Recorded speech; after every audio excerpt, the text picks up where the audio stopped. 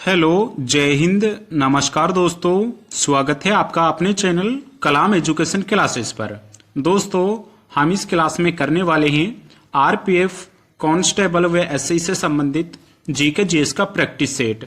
दोस्तों, रेलवे में पूछे गए प्रीवियस ईयर क्वेश्चनों को दोस्तों हम करवाने वाले हैं।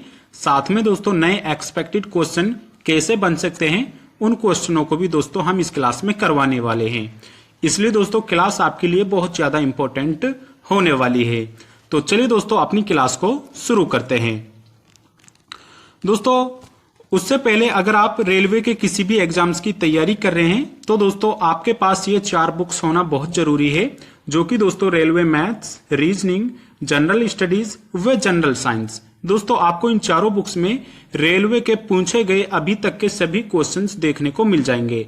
मात्र दोस्तों आपको अगर ये बुक्स चाहिए तो दोस्तों मात्र 99 रुपीज में आपको इन चारों बुक्स की ई बुक्स मिल जाएंगी। वहीं दोस्तों अगर आपको इन चारों बुक्स की दोस्तों ई बुक्स चाहिए तो आप इस व्हाट्सएप नंबर पर दोस्तों हमसे मैसेज कर सकते हैं। हम आपको दोस्तों इन चारों बुक्स की पीडीएफ दोस्तों प्रोवाइड करा देंगे। तो चलिए दोस्तों आप अपनी क्लास को शुरू करते हैं। पहला प्रश्न है, पृथ्वी के वायुमंडल में आर्गन का लगभग कितना प्रतिशत योगदान होता है? दोस्तों, वायुमंडल में आर्गन का लगभग कितना प्रतिशत योगदान होता है? राइट आंसर होगा इसका ऑप्शन ए 1%। लगभग 1% वायुमंडल में आर्गन का लगभग इतना योगदान होता है। ऑप्शन ए इसका राइट आंसर हो जाएगा। अगला प्रश्न है, आगरा किस नदी के किनारे स्थित है? दोस्तों आपको बताना है आगरा किस नदी के किनारे बसा हुआ है। राइट आंसर हो जाएगा इसका ऑप्शन डी यमुना नदी। दोस्तों आगरा शहर यमुना नदी के किनारे बसा हुआ है। ऑप्शन डी इसका राइट आंसर हो जाएगा। अगला प्रश्न है, निम्नलिखित में से कौन सा मंत्रालय हर वर्ष मैदिनी पुरस्कार देता है? दोस्तों इनमें से कौन सा मंत्रालय प्रत्येक वर्ष मैदिनी पुरस्कार देता है? राइट आंसर होगा इसका ऑप्शन ए पर्यावरण और वन मंत्रालय। दोस्तों हर वर्ष पर्यावरण और वन मंत्रालय के द्वारा मैदिनी पुरस्कार दिया जाता है। ऑप्शन ए इसका राइट आंसर हो जाएगा। अगला प्रश्न है, किस देश को 1000 झीलों की भूमि के रूप में भी जाना जाता है? दोस्तों इनमें से कौन से शहर है जिसको 1000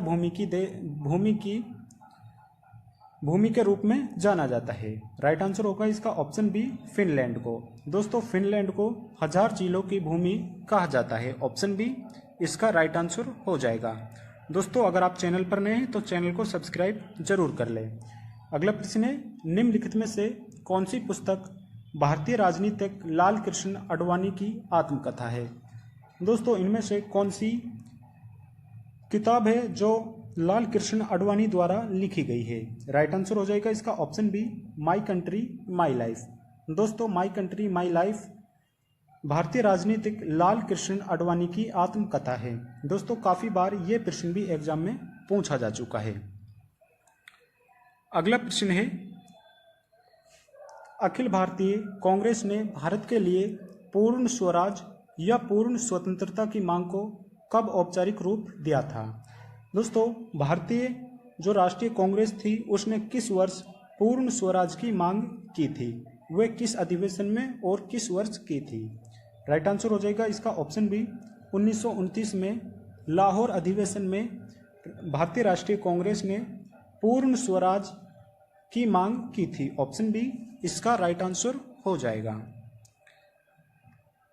अगला प्रश्न है, एम्पियर में प्रत्यक्ष या प्रत्यावर्ती विद्युत धारा को मापने के लिए उपयोग किए जाने वाले उपकरण को क्या कहा जाता है? दोस्तों एम्पियर में जो प्रत्यक्ष रूप से विद्युत धारा मापी जाती है वो किसके द्वारा मापी जाती है? राइट आंसर होगा इसका ऑप्शन सी एमीटर। दोस्तों एमीटर के द्वारा एम्पियर में प्रत्यक्ष या प्रत्यावर्ती विद्युत धारा को मापा जाता है। ऑप्शन सी इसका राइट आंसर हो जाएगा। अगला प्रश्न है, किस भौतिक राशि को पिंड के संवेग और वेग के अनुपात से दर्शाया जाता है? ऑप्शन है वेग, त्वरण, द्रव्यमान या बल। दोस्तों राइट आंसर हो जाएगा इसका ऑप्शन सी द्रव्यमान। भौतिक राशि को पिंड के संवेग द्वारा द्रव्यमान से दर्शाया जाता है। ऑप्शन सी इसका राइट आंसर हो जाएगा। अगला प्रश्न है, डॉक्टर भीमराव अंबेडकर पुलिस अकादमी किस शहर में स्थित है? ऑप्शन है आगरा, मुरादाबाद, कानपुर या बरेली। राइट आंसर हो जाएगा इसका ऑप्शन बी, मुरादाबाद। दोस्तों, मुरादाबाद में डॉक्टर भीमराव अंबेडकर पुलिस अकादमी स्थित है।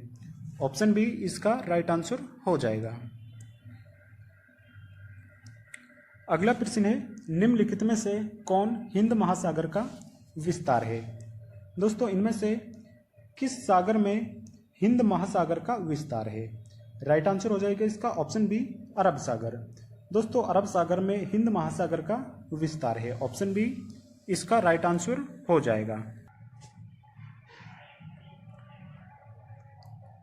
अगला प्रश्न है, निम्नलिखित में से किस सामाजिक धार्मिक समुदाय की स्थापना राजा राम मोहन राय द्वारा की गई थी? दोस्तों, इनमें से कौन सा धार्मिक समुदाय था जिसकी स्थापना राजा राम मोहन राय द्वारा की गई थी? राइट आंसर हो जाएगा इसका ऑप्शन बी, ब्रह्म समाज की। दोस्तों, ब्रह्म समाज की स्थापना राजा राम मोहन राय द्वारा की गई थी। ऑप्शन बी इसका राइट आंसर हो जाएगा। अगला प्रश्न है, उस्ताद हस्सू खान संगीत के निम्नलिखित में से किस घराने के संस्थापकों में से एक थे?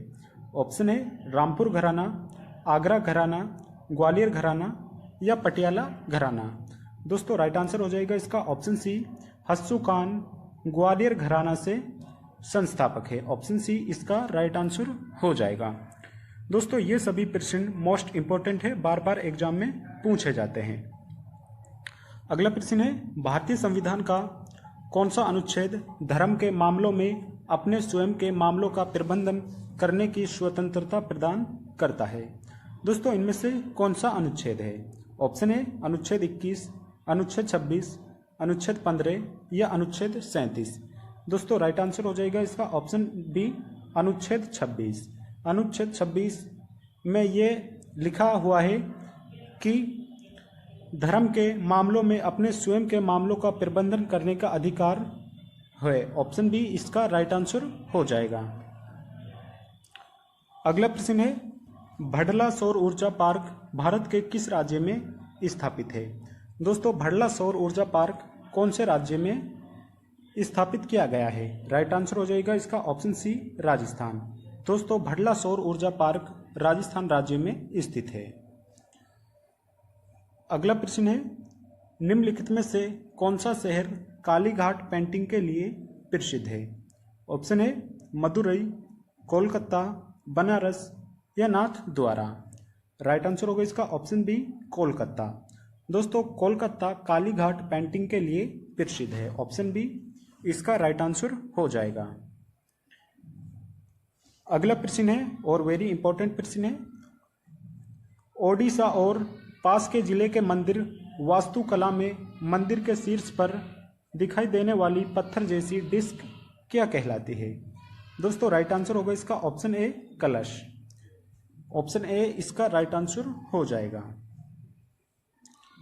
अगला प्रश्न है, निम्नलिखित में से किसने प्रसिद्ध बॉलीवुड गीत चन्ना मेरेया गाया है?